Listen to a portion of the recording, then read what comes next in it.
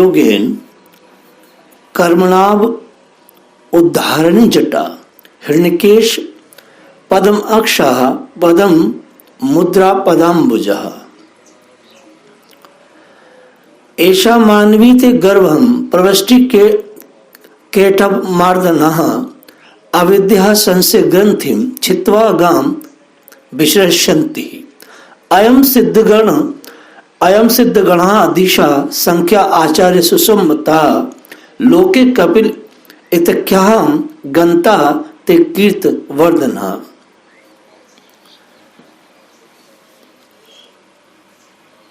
भगवान ब्रह्मा ने मां देवहूति से कहा, राजकुमारी, ये जो सुनहरे बाल, कमल जैसे विशाल नेत्र और जिनके चरण कमलों वाले शिशु के रूप में जो केटवासुर को मारने वाले साक्षात श्री हरि ही ये आपकी गोद में है। ये साक्षात श्री हरि हैं। ज्ञान विज्ञान योगिन कर्माम उद्रहणम जटाह। राजकुमारी, ज्ञान और विज्ञान के द्वारा कर्मों की वासनाओं का मूल छेदन करने के लिए इन्होंने तेरे गर्भ में प्रवेश किया है और यह कपिल नाम से विख्यात होंगे और तेरी कीर्ति को बढ़ाएंगे तीनों लोकों में। ब्रह्मा जी ने मां देवहूति से कहा, जो अपने पति के साथ 100 वर्षों से भी अधिक विहार किया, कि राजकुमारी, तुम खिन्न मत हो कि तुमने इतना भोग विलास क्यों किया, ये मेरी इच्छा थी। और ये जो तुम्हारे घर में प्रवेश किए हैं ये श्री हरि हैं और कपिल नाम से, ब्रह्मा जी ने उनका नाम संस्कार भी किया, कपिल नाम से विख्यात होंगे। और ये देखिए कि इस श्लोक के अर्धले में भगवान के सौंदर्य का वर्णन कर रहे हैं। कैसे कैसे कर रहे हैं? सुनहरे बाल हैं, कमल के जैसे उनके नेत्र हैं। आहा, भगवान कपिल के सुनहरे बाल हैं, एकदम सुनहरे। और ये क्या करेंगे? ये अविद्या जनित मोह की ग्रंथियों को काटकर पृथ्वी पर स्वच्छंद विचरेंगे। देखिए, भक्ति करना बड़ा आसान है, भक्ति सब लोग करते हैं, लेकिन बार बार हमारे परम गौड़ीय वैष्णव आचार्य एक बात कहते हैं, खाली भक्ति से काम नहीं चलेगा।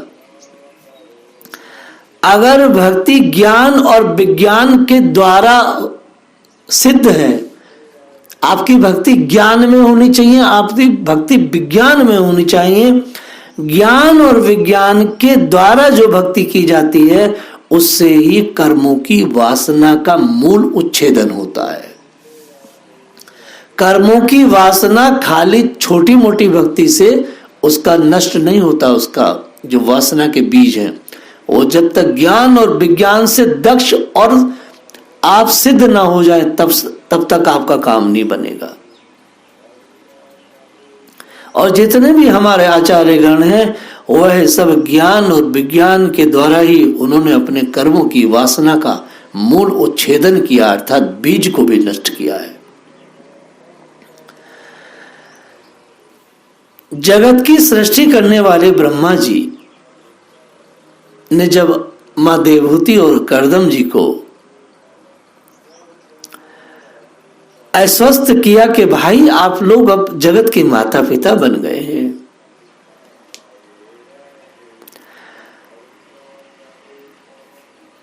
ऋषि करदम की उन 9 कन्याओं के लिए ब्रह्मा जी 9 वर और वर लेकर के आए थे। जैसे सभी ऋषियों को एक एक कन्या से विवाह कराया गया। ब्रह्मा जी की आज्ञा के अनुसार मारीच आदि प्रजापति के साथ अपनी कन्याओं का विधि पूर्वक विवाह कर दिया। उन्होंने अपनी कला नाम की कन्या का मारीच ऋषि को विवाह किया और अनसुईया जो ऋषि कर्दम और देवहूति की अत्यंत सुंदर स्त्री पुत्री थी, उनको अत्रि को दिया। श्रद्धा नाम की कन्या को अंगिरा ऋषि को ब्याही गई और हबी भूर्व पुलस्त ऋषि को समर्पित की गई। पुलह ऋषि को उनके अनुरूप गति नाम की कन्या दी गई और कृतु के साथ परम साध्विक क्रिया का विवाह हुआ। भृगु जी का विवाह ख्याति से और वशिष्ठ जी को अरुंधति समर्पित की गई। अथवा ऋषि को शांति नाम की कन्या, जिससे यज्ञ कर्म का विस्तार किया जाता है। इस प्रकार कंदम जी ने उन विवाहित ऋषियों का उनकी पत्नियों के सहित खूब सत्कार किया। विदुर जी इस प्रकार विवाह हो जाने पर वे सब ऋषि कंदम जी की आज्ञा लेकर आनंद पूर्वक अपने अपने आश्रमों को चले गए। 9 की 9 कन्याएं ऋषियों को दे दी गई और वास्तव में उन 9 कन्याओं 9 ऋषियों के द्वारा जो पूरे विश्व में इतनी बड़ी जो आर्य परंपरा है, ये उन्हीं ऋषि मुनियों की है।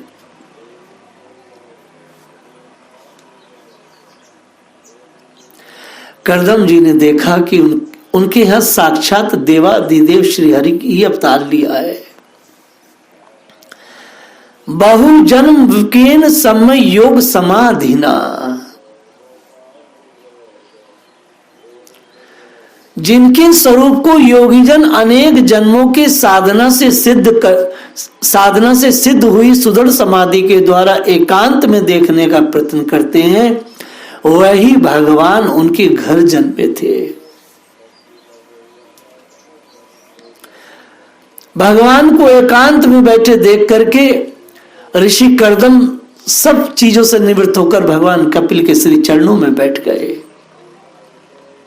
और भगवान के चरणों में बैठ करके उनकी स्तुति करने लगे। हे देव, हे प्रभु, आपको कोटि कोटि वंदन। और देखिए क्या कह रहे हैं स्तुति में। वो कह रहे हैं कि हे नाथ, हम विषय लोलुपों के द्वारा होने वाली अपनी अवज्ञा का भी कुछ भी विचार न कर आज आप हमारे घर में अवतरणी हुए हैं। आप वास्तव में अपने भक्तों का मान बढ़ाने वाले हैं। आपने अपने वचनों को सत्य करने और सांख्य योग का उपदेश करने के लिए मेरे यहां अवतार लिया है। ऋषि कर्दम का दैन्य देखिए और मां देवहूति पीछे खड़ी है, जो भगवान कपिल की मां है। अत्यंत सुंदर राजकुमारी रूपवती है और पूरे योग में निस्त है, कोई बूढ़ी नहीं हुई है। उतनी ही श्रेष्ठ, उतनी ही रूप लावण्य से भरी हुई, यौवन से भरी हुई उनकी मां सामने खड़ी है। ऋषि कर्दम कहते हैं, देव, हमारे जैसे वासना लोलुप ग्रस्तियों के आप जन्मे हैं। आपने यह भी परवाह नहीं की कि हम आपकी आज्ञा की लगातार अवहेलना करने वाले हैं और वासना में डूबने वाले लोग हैं। भगवान जब किसी पर कृपा करते तो ये नहीं देखते कि ये व्यक्ति कितना वासनात्मक है, कितना बुरा है, कितना कैसा है। बस वो अहेतु की कृपा करते हैं। यहां एक चीज आती है, मां देवहूति विनम्रता से अपने पति को स्तुति करते देख रहे हैं और पीछे ऐसे हाथ जोड़कर खड़ी हैं अपने पुत्र कपिल के सामने, जो साक्षात भगवान है।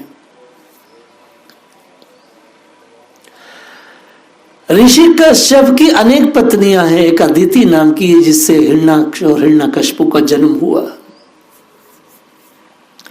ऋषि कश्यप लगातार भजन में, तप में डूबे रहते थे। अदिति न तो भजन करती थी, न ऋषि कश्यप के तप में कोई सहयोग देती थी, बल्कि वो लगातार ईर्ष्या में और काम वासना में जलती रहती थी। भोग भी उसको जीवन भर प्राप्त नहीं हुआ, भोग भी उसको एक ही बार प्राप्त हुआ, और वह भी बड़े निर्लज्जता के साथ संध्या काल में ऋषि कश्यप मने किए थे।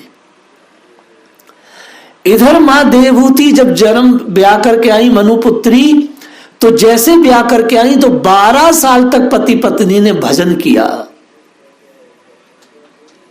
और भजन के बाद 100 वर्षों तक विहार किया। 100 वर्षों के बाद विहार करने के बाद नवदा भक्ति प्रकट हुई, 9 कन्याएं हुई। तत्पश्चात फिर 14 साल के लिए भजन पर दोनों पति पत्नी बैठ गए और फिर भगवान कपिल का जन्म हुआ। कहने का तात्पर्य यह है कि देवहूति और ऋषि कर्दम की भोग वृत्ति नहीं है, उनकी योग वृत्ति है, और दोनों पति पत्नी भगवान में रत और मत हैं। इतना भोग करने के बाद भी ऋषि योगी कहलाए और मां देवहूति योगिनी कहलाई, भक्त कहलाई। थोड़ा सा भोग मिला अदिति को, फिर भी वो वेश्या और निर्लज्ज कहलाई। सुखदेव जी ने उसके लिए निर्लज्ज शब्द बोला है। तो मेरा आज का टाइटल यही है कि भोग करना इतना चेतना को नष्ट नहीं करता, भोग इतना मनुष्य को खत्म नहीं करता जितना भोग का लगातार ललसा और भोग में लगातार वृत्ति और उसकी सोच जो है मनुष्य को नष्ट कर देती है। यह जो बलात्कार होते हैं, ये बलात्कार उसी सोच का, उसी भोग चिंतन का रिजल्ट है कि अचानक कोई बहन बेटी सामने आती है और मनुष्य एकदम भयानक पिशाच हो जाता है। उस भोग वृत्ति का कमाल है। लगातार भोग में डूबने का कमाल है कि ये बलात्कार की घटनाएं हो रही हैं। इसलिए जो सदग्रस्त हैं, अगर वो भोग में भी डूबे हैं तो वो उनका शरीर का नाश करता, चेतना का नहीं। चेतना उनकी रहती इधर उधर है, भगवान में है, समस्याओं में है। लेकिन जो भोग का चिंतन करता है वो तो किसी की बहन बेटी को भी देखेगा तो उसका वहीं जाने वाला है दिमाग। अदिति ने स्वयं कहा है कि हे ब्राह्मण, हे पति, मेरे दिल और दिमाग दोनों जलते रहते हैं सौतनों को देख करके, गृहस्थियों को देख करके कैसे भोग में मस्त हैं और तुम निर्लज की तरह तप कर रहे हो, मुझे संतुष्ट करो। यह बात देवहूति ने नहीं कही, विनम्रता से कहा, हे देव, आपने जो प्रतिज्ञा की थी अभी वो गृहस्थ अधूरा है, आप उसे पूर्ण करें। और 9 कन्याओं के बाद जब कर्दम जाने लगे तब भी मां देवहूति ने यही कहा, हे देव, 9 कन्याओं का विवाह हो जाए, मेरे लिए भी कुछ व्यवस्था करके तो चले जाइएगा। आपने कहा भी था, अभी गृहस्थ में पुत्र तो आया नहीं है। तो कर्दम जी ने कहा, तो फिर देवी भजन करें, चलो भजन से भगवान आएंगे। आहा, इतना भोग के बाद फिर भजन में बैठ गए। और उसके बाद जब ठाकुर जी आ गए तो फिर दोनों के दोनों योग में निस्त हो गए। ये बात है।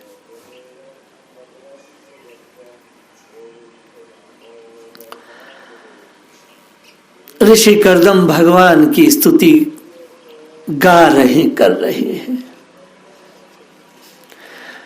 छोटे से ठाकुर जी ऊपर बैठे हैं।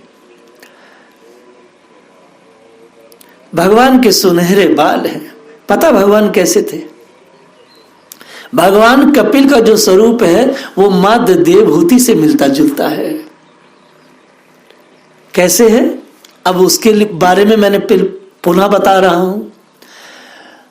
ऋषि कर्दम जब भी नवदा भक्ति को प्रकट किया, 9 कन्याओं का जब उन्होंने गर्भधान किया, तो ऋषि कर्दम हमेशा मां देवहूति की भावना में भावित होकर के गर्भधान किया। सो सारी की सारी कन्याएं जो थी वो देवहूति की स्वरूप वाली थी, सबकी से वियोगनी थी, क्योंकि ऋषि कर्दम देवहूति को बहुत प्रेम करते थे, क्योंकि भगवान के द्वारा वो प्रसाद था, वो साक्षात सती और योगिनी थी। सो उनकी सारी बेटियां परम योगिनी बनी। अरुंधति इत्यादि देखो आप, क्या कमाल है। अरुंधति, अनसुईया इत्यादि कृति सब की सब कैसी है, एक से बढ़कर एक सती है। ये मां देवहूति का कमाल था। और भगवान कपिल ऋषि कर्दम और देवहूति के रज को लेकर के जब प्रकट हुए तो उस समय भी आचार्य भागवत में श्लोक आता है कि मां देवहूति की भावना में भावित होकर के कर्दम ऋषि ने उनका संग किया। सो उनकी जो कांति थी, किसकी? भगवान कपिल की। ब्रह्मा जी कह रहे हैं, राजकुमारी ये जो तुम्हारी गोदी में बैठे हैं सुनहरे बाल वाले, ये श्री हरि है। तो भगवान कपिल का जो नैन नक्श था, जो कदकाठी थी, वह मां देवहूति की जैसी थी। अत्यंत भगवान तो सुंदर है ही है, क्योंकि मां देवहूति भी उन्हीं का अंश है। ठाकुर, हम सब जीव, ईश्वर अंश जीव अविनाशी, हम सब हैं तो ठाकुर जी के। और ब्रह्मा जी ने यह भी कहा कि ये तेरी कीर्ति को बढ़ाएंगे सब जगह। देवहूति पुत्र जा रहे हैं। ऋषि कर्दम के पुत्र को नहीं कहा गया भगवान कपिल को, ये देवहूति के पुत्र हैं। क्या बात है। तो माँ की जिम्मेदारी, स्त्री की जिम्मेदारी बहुत बड़ी है। अगर स्त्री धर्मचारिणी है, स्त्री धर्म भीरू है, स्त्री योगिनी है, तो समाज के अंदर सुंदर सुंदर संतानें जन्मेंगी। इसलिए भारत की नारी को धर्म की मर्यादा में रह करके अपने जिम्मेदारी की चादर को ओढ़ना चाहिए। स्त्री जितना धार्मिक जीवन को जिएगी, उतनी सुंदर संतानें जन्मेंगी, वही देश बहुत आगे बढ़ेगा। बहुत बड़ी जिम्मेदारी है, बहुत बड़ी जिम्मेदारी।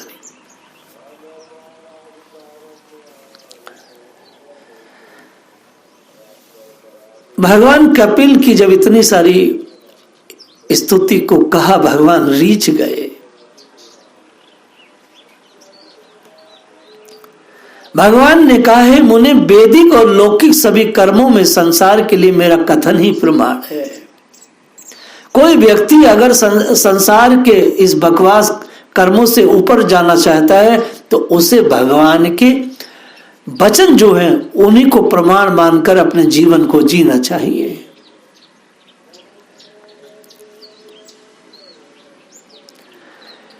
भगवान कपिल ने कहा है, इस लोक में मेरा ये जन्म लिंग शरीर से मुक्त होने की इच्छा वाले मुनियों के लिए आत्मदर्शन में उपयोगी प्रकृति आदि तत्वों का विवेचन करने के लिए हुआ है। आत्मज्ञान का यह सूक्ष्म मार्ग बहुत समय से लुप्त हो गया था। इसे फिर से परिवर्तित करने के लिए ही मैंने ये शरीर ग्रहण किया है, ऐसा जानो। हे मुने, मैं आज्ञा देता हूं, तुम इच्छा अनुसार जाओ, अपने संपूर्ण कर्म मुझे अर्पण करते हुए दुर्जय मृत्यु को जीतकर मोक्ष पद प्राप्त करो और मेरा भजन करो। मृत्यु मम मृत त्वाम माम भजा, मेरा भजन करो। माम आत्मान स्वयं ज्योति सर्वभूत गुह्यश्यहम्, मैं स्वयं प्रकाश और सर्व जीवों के अंतकरण में रहने वाला परमात्मा हूं।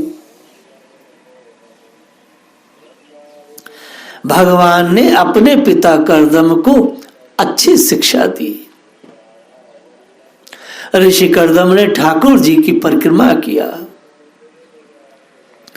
और संन्यास धर्म का पालन करते हुए एकमात्र भगवान श्री हरि के चरण चिंतन करते हुए और सत्गुण को से भी आगे बढ़ करके अपने सारे कर्मों को भगवान को अर्पित करके ब्रह्मानंद में मग्न होकर के विचरने लगे।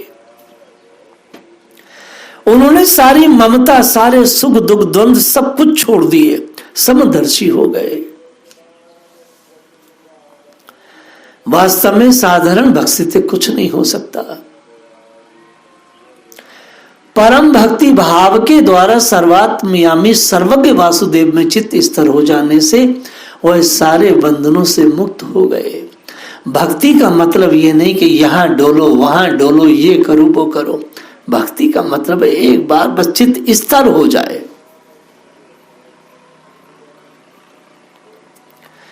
देखो, मैं बार बार एक ही बात कह रहा हूं, माम आत्मानाम स्वयं ज्योति सर्वभूत गुह्यश्यम्। बाहर के दीपक जलाने से कोई काम नहीं बनेगा, ज्ञान का दीपक अंदर जलाना पड़ेगा। भाई देखो, सीधी पक्की बात है।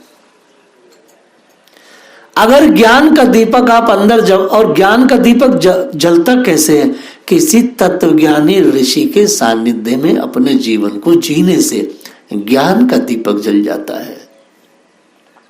किताबें पढ़ने से ज्ञान का दीपक नहीं जलता है।